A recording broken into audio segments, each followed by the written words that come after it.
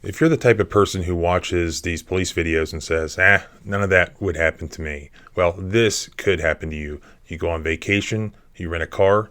Unbeknownst to you, the rental car company has made a mistake and reported the car that you're driving is stolen. Face away from me.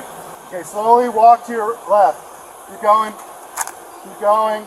Okay, with the back of your, with your right hand, grab the back of your right there and pull it up. Slowly turn towards me. Keep turning, keep turning, keep turning, keep turning, keep turning. Stop. Slowly come back towards the sound of my voice. Keep coming.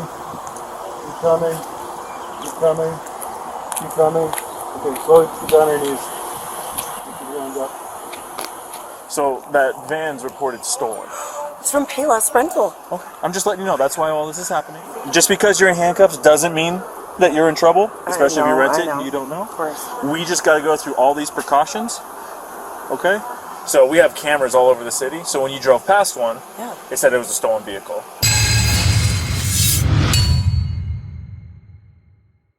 This Orwellian town, Oceanside, has a camera system set up that automatically takes a picture of your license plate, flags it as a stolen car, text messages every cop within a certain area of radius, and boom, next thing you know, they stop you.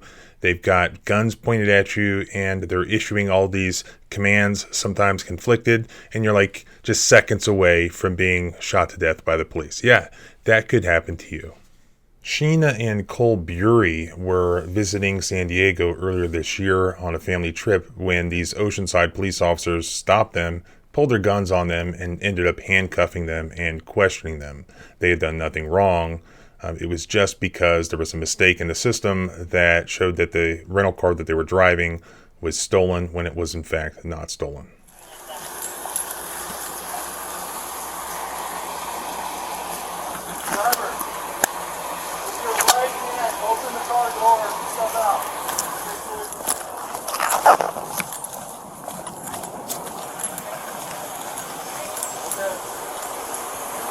I got hands.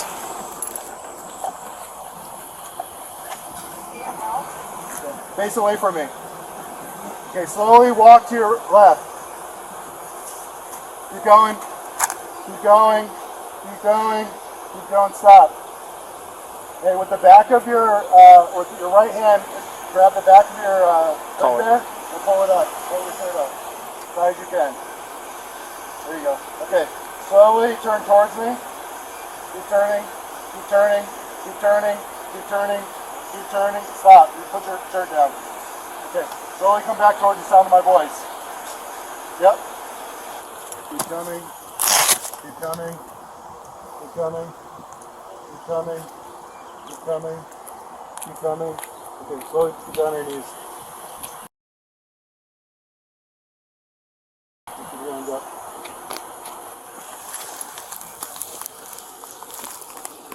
Do you have any weapons on you? No, not at all. Is there anyone else inside the car? My husband, yeah. Your husband was he in the front passenger seat? Yeah. Can I stand up? This way?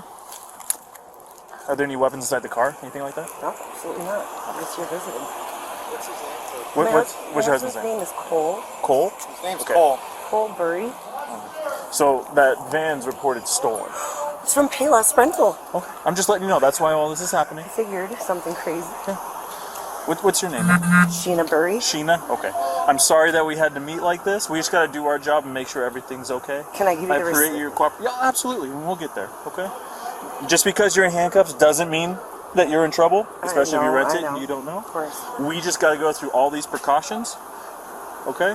So essentially, the police have absolutely zero particularized facts about these individuals indicating that they've committed any crime at all or might be dangerous. It's just an automated system error that is frequently wrong if you've watched many of my videos. They have no specific indication that these people might be dangerous. In fact, the reality being that the police officers are confronting is screaming that these are the wrong people. This is not a stolen car.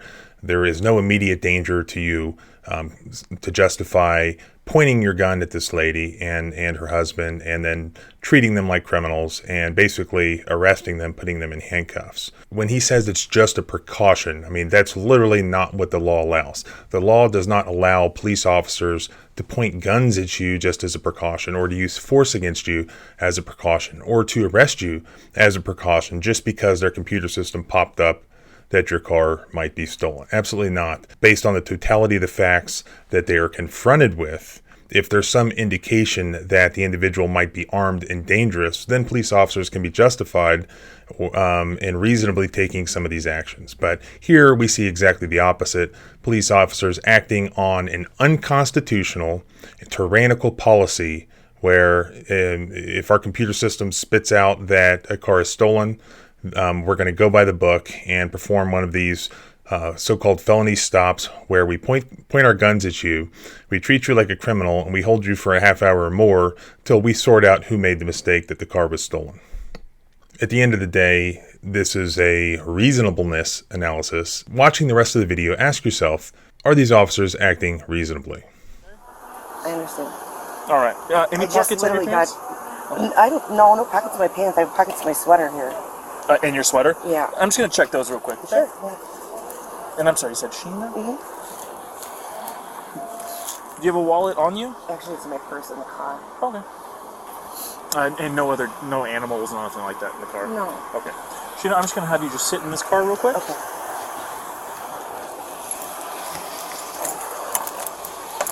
We'll come back, we'll explain everything. They just want to make sure your husband's safe. We get everything done, okay? And there's a console in there, in there, and there should be the receipt for the Payless right in that little console. Okay. All right, just hang tight for me, okay? We just dropped our kids off 5 minutes ago. Okay, well, Downtown. I was going to say, I'm glad that they're not here, okay? Yeah, that's right. All right, just hang tight for me.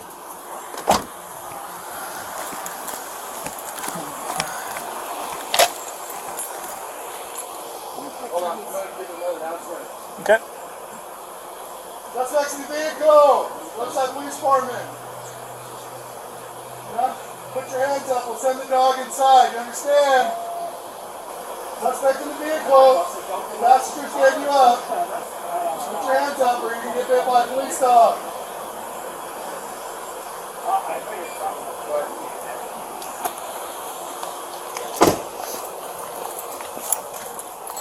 One second, this.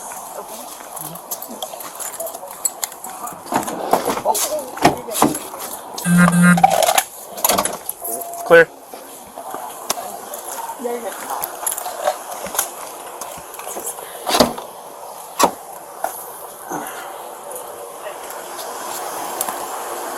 I guess it's a rental. Is this a 10855? I don't know. We'll have to. Yeah, we have rented a car from this Payless car rental, but it ran real bad, and then we called, and my wife did, and like 2 days ago they brought us out. Where's Female? She's in this one. I think she said paperwork's in the center console. In the front, and there's a small wallet inside the purse, a little wallet, and it's in there. Okay, what's your purse look like? It's like just a small Louis Vuitton flower purse. And I'll be right back over there. Do you want the air heat on just a little bit? Make you a little more comfortable? No. I know that this sucks, so. Yeah, I know. It really sucks. We'll get out of this as soon as we can. Now I'm wondering how I'm going to get a rental car. I don't know what's going to happen. Did you tell them where the receipt is for this car? Yeah, you said it was in the center console, right? Or by the center console? It's a little bit wet, but it's in the center console in the bottom of Yeah, that. they're looking right now.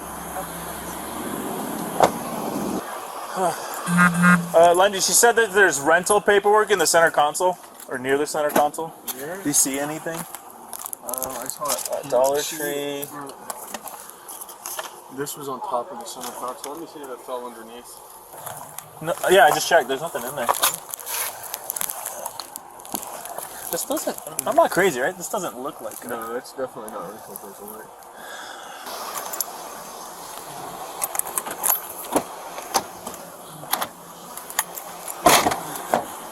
You know, I don't see any paperwork. I see like a pink slip. Oh, the condition thing. I see a Dollar Tree receipt. Do you think it might be in your purse somewhere, maybe? No, I don't. Where are you guys visiting from? I'm visiting from Burlington, Wisconsin, so Okay. I had to fill in for some work for a couple days. We just got done last night. Where do you work? San Louis Ray. So I'm a provincial nurse Okay. for the missions, but through the nation. So I'm over in Wisconsin. All of us nurses got together. Okay. So on Thursday when we flew in, I already had a reservation for a car from them. You said it was Payless? Yeah. Okay. Never used them before, but great price. So I thought, okay, good. On Saturday, I called them and said, look, this car is not running right. I just drove back from San Diego. From Oceanside back to San Diego. It's horrible. So they said, okay, we'll bring you a new car. They brought me a new vehicle on Saturday within an hour. I said, great, thanks. And did they give you any paperwork? I'm sure he gave me a little piece of paper, but I don't know where it would be. Okay. I really don't. It's not, there's not a receipt in the, that would have been probably the original. Yeah, I checked the glove box. We checked the sunglasses. The visors. The bottom of the console, it's not there? Mm-mm. That's what it was. Okay. No, there's a card. Is it your birthday or something? It No, looked like that's a red the card of nurses. some sort. That's- Okay. That's the nurse, one of the guys, one of the priests painted it. Okay. I don't know. Can we call him? Yeah. My partner's trying to call the registered owner of the vehicle right now. But we just packed up from the mission. We Yeah. moved 2 times in 2 days. So I don't know exactly what the piece of paper is. And like I said, they just brought me that one on Saturday. So sometimes what happens is, so if you rent a vehicle and you never bring it back, it's reported as stolen, right?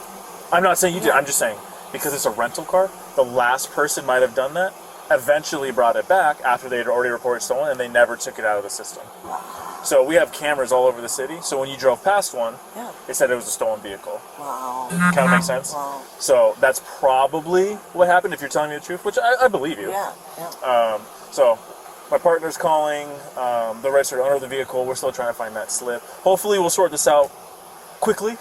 Yeah. and then we can get you guys on your way. But for right now, you just gotta finish investigating everything. Usually I know exactly where the paperwork is. We've moved 2 times. So we went from the mission in Dana over to the mission house or whatever, and then now today's our first day in Oceanside, kind of trying to get settled in here. So we just got here.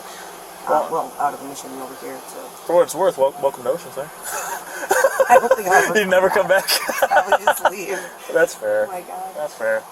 All right. I know my husband goes, heck, there was a lady in the passenger seat of that police car, and she just really looked over here.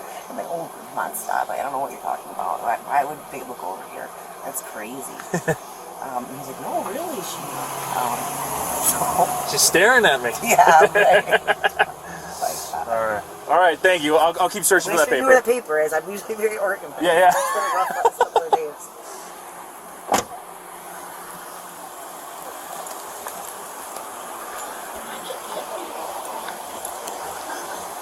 She said.